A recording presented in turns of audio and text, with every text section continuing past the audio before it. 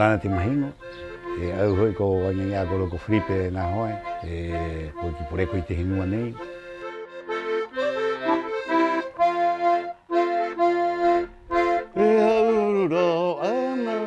Tomate tupona, iroto ito na hare ai ora goronga.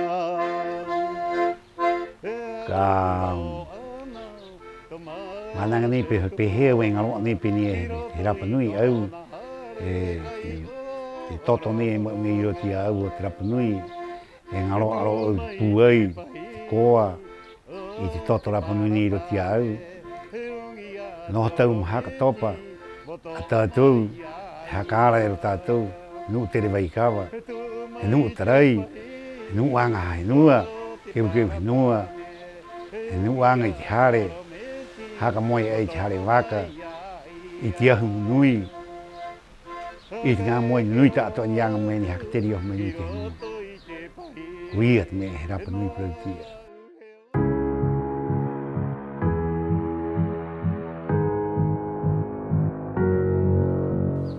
Ko te me nei i roto tātou toto e mau nei tātou te Rapa nui e kōriwa moanga e tahino anga. Tātou e mau nei roto tātou toto ko te mau muira me te mu e ro mua a e anga tāua tātou anga tātou anga i piri mera e anga e mea ta mau ruru o oku i te toto nei e mau nei te Rapa nui e haka topo i te manau i te rahi o toto wā. Toki tātou nuu mai nei mawe o hakangi tahi nua e he krau. E o mai te mau iui era he re pera. E māmate tātou tangata. E topo tātou e hangare rā nuu pai ma māmate tahi roto oi o tātou mo haka korero e mai nui te ao ne mai nui te motu nei. Topo tātou hānere hoi a huru mā hoi.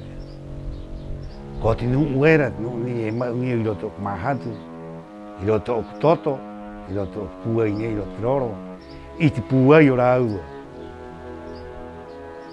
Haka uhuai i toto wā, mau ioho mai ei i te reo, ka i ngaro te reo, ka i ngaro te amu, ka i ngaro te hakaro te puna.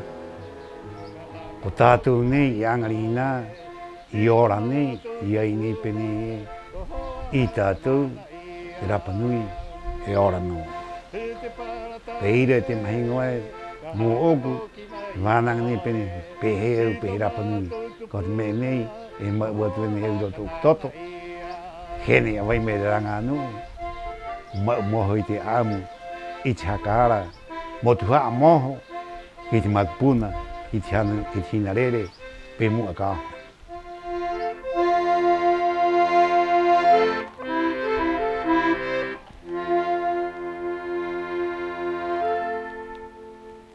Este programa llega a ustedes gracias al financiamiento del Fondo de Fomento de Medios de Comunicación Social del Gobierno de Chile y del Consejo Regional.